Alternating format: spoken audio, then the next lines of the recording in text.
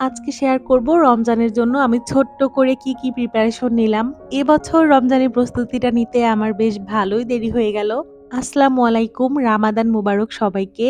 এই তো নতুন একটা ভ্লগ নিয়ে চলে এসেছি। রমজান শুরু হতে বাকি ছিল মাত্র ২ দিন। আর তখন পর্যন্ত আমার আসলে রমজানের বাজারগুলো করে আনা হয়নি।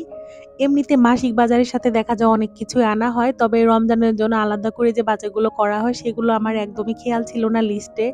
তো ভেবেছি যে রোজা শুরু হোক তার কিছুদিন আগে আনবো। তো এভাবে করতে দেখা গেছে অলরেডি রমজান কাছাকাছি চলে আসছে, তখনও আমার বাজারগুলো আনা হয়নি। যাই হোক, সেদিন সকালবেলা আমি করেছিলাম চাপটি রুটি, আর এখানে হচ্ছে বাচ্চাদের জন্য ডিম দিয়ে ভাত ভাজি করে নিলাম।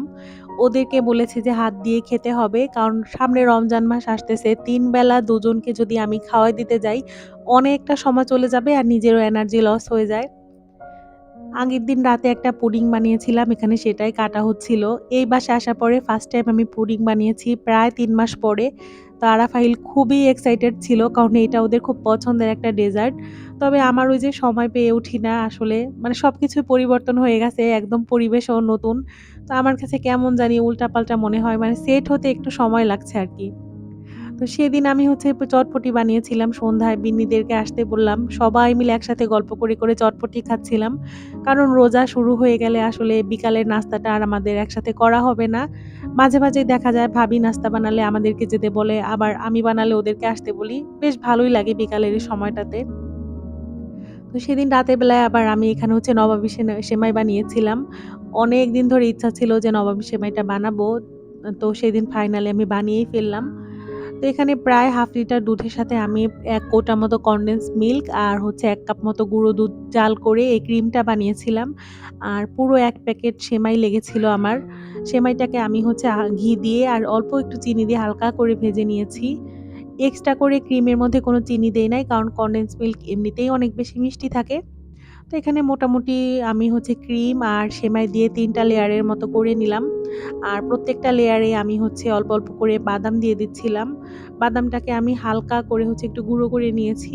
এভাবে হচ্ছে দেখা যাবে সেমাইটা খাওয়ার সময় মুখের মধ্যে বাদামটা পড়লে বেশ ভালো লাগে। তো এটা ছিল আমার হচ্ছে সেমাইয়ের ফাইনাল লুক। এটাকে পরে হচ্ছে সেট হওয়ার জন্য আমি নরমাল ফ্রিজে রেখে দিলাম সারারাত। আর তারপর পরদিন সকালবেলা আমি ঘুম থেকে উঠে হচ্ছে এখানে নাস্তা তৈরি করে নিয়েছি। ওইদিনে একদম সিম্পল খাবার-দাবার ছিল। ডিম ছিল, সেই সাথে ছিল হচ্ছে ব্রেড আর কিছু ফ্রুটস নিয়েছিলাম। তো মোটামুটি সেদিন সকালবেলায় আমার রমজানের বাজার পুরোপুরি শেষ হয়ে যায়। তো আমি ভাবলাম যে কিছু ডাল ব্লেন্ড করে ফেলি। ডালগুলোকে আমি ভিজিয়ে ২ ঘন্টা পরে আবার এভাবে ব্লেন্ড করে ফেলেছি। তো এখানে আমি হচ্ছে কাঁচা মরিচ, আদা, রসুন আর ডাল একসঙ্গে ব্লেন্ড করে রেখেছি। জাস্ট ভাজার সময় পেঁয়াজ আর বাদবাকি মসলা মিক্স করলে হয়ে যাবে। আর এখানে এই তো বাকি টুকটাক ডাল, তারপরে হচ্ছে চিনি, ট্যাং, মোটামুটি রমজানের জন্য যে আলাদা মানে বাজারগুলা থাকে, ছোলা বুট এগুলাই নিয়ে আসা হয়েছিল। তো আমি লিস্টের সঙ্গে সবকিছু মিলিয়ে নিচ্ছিলাম যে ঠিক আছে কিনা। কারণ মাঝে দেখা যায় যে ২-১ টা জিনিস বাদ রয়ে যায়।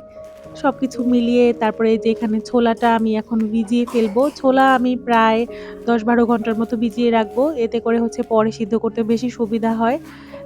আর এইবার হচ্ছে প্যাকেটের বেসনটা আনা হইছে এসিআই এর।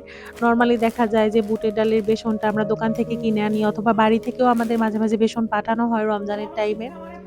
তো এবার আর সেই সুযোগ নাই। বাড়ি থেকে অলরেডি ওর বাবা চলে এসেছে। তবে এবার বেসন বা ডাল এগুলো আনা হয়নি। তো যার কারণে হচ্ছে আমি এভাবে হচ্ছে প্যাকেটের বেসনটা ইউজ করে দেখব যে কেমন হয় আরকি। আর ঐদিন রাতে যেটা হইছে, আমি রান্না করতে গেছি, গ্যাস চলে গেছে। আর এখানে ভিডিওটা হচ্ছে আরাফ করে দিয়েছিল আমাকে। আবার একটা খিচুড়ি, কিন্তু খিচুড়িটা যখন গ্যাস দিতে গিয়েছে তখন এটা গ্যাস চলে গিয়েছে। গাইস, আল্লাহ পেঁয়াজ আবার পরের ভিডিও নিয়ে আসবো। তো যাই হোক, এরপরে হচ্ছে আমি রাতের বেলায় ছোলাগুলো ভিজিয়ে রাখলাম। এখানে হচ্ছে আমি ২ টা আলাদা পাত্রের মধ্যে নিয়েছি। কারণ এগুলো আসলে ভিজিয়ে রাখলে দেখা যাবে যে ফুলে অনেক বেশি হয়ে যায়। কাবাব বা আলুর চপের মিক্সগুলো আমি এই দিন আর রেডি করতে পারিনি। কারণ আমার হাতে একদমই সময় ছিল না। তো ওইটা আমি নেক্সট হচ্ছে মানে রমজানের ১ম দিন আরকি ট্রাই করেছিলাম। তো যাই হোক, এই ছিল আমার এবারের রমজানের ছোট্ট একটা প্রস্তুতিমূলক ভিডিও। কেমন লাগলো অবশ্যই জানাবেন। আর ভালো থাকবেন সবাই। আল্লাহ হাফেজ।